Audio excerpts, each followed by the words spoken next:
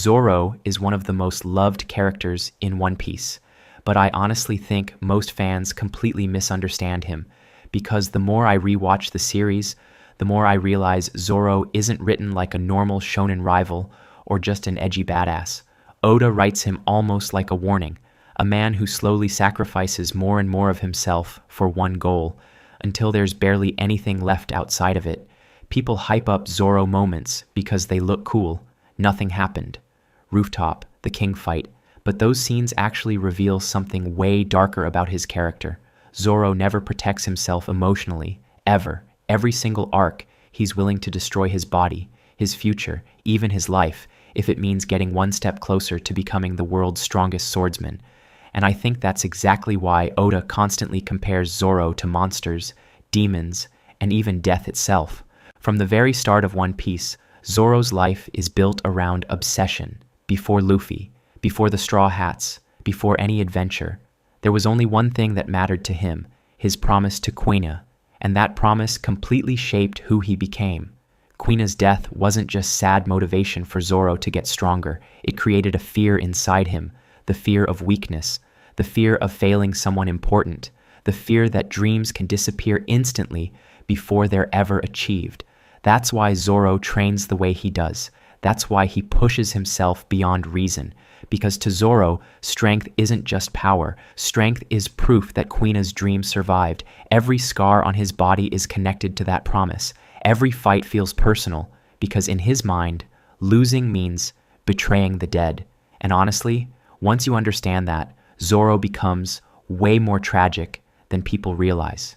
Because unlike characters like Luffy or Usopp, who openly express themselves, Zoro bottles everything up. He almost never talks about fear, never talks about pain, never talks about pressure. Oda intentionally keeps his emotions buried under silence. That's why fans mistake him for being simple when he's actually one of the most psychologically extreme Straw Hats. Think about Thriller Bark. Most people only remember the nothing happened scene because it looked cool. But look deeper at what Oda is actually showing us. Zoro fully accepts death without hesitation. He doesn't ask for recognition.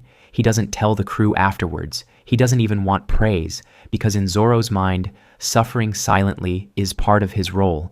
That moment wasn't just loyalty, it was self-destruction. And the scary part is, Zoro keeps doing this over and over again throughout the story. Every arc, Oda pushes him further away from being human and closer towards becoming this terrifying symbol of ambition. Even visually, Zoro changes. He becomes harsher, more scarred, more intimidating. The green hair, the closed eye, the constant demonic imagery, the attacks named after hell and demons, Oda clearly wants you to associate Zoro with something monstrous. And then Wano takes this even further. During the king fight, Oda literally surrounds Zoro with imagery connected to death. We see the Grim Reaper standing over him. His aura becomes darker. His attacks feel less like swordsmanship and more like pure destruction. And what's interesting is that Oda never fully explains the Grim Reaper scene. It's left mysterious on purpose, because I think it symbolizes something bigger about Zoro's character. The closer Zoro gets to his dream, the more he loses himself to it. Even Mihawk reflects this idea. Mihawk is what Zoro could eventually become, the strongest swordsman in the world, but isolated, emotionally distant, almost inhuman. That's why their relationship is so fascinating. Zoro admires Mihawk, but Oda subtly shows the loneliness attached to that level of strength. And this is where I think most fans misunderstand Zoro completely. People see him as the embodiment of loyalty and strength, and he is.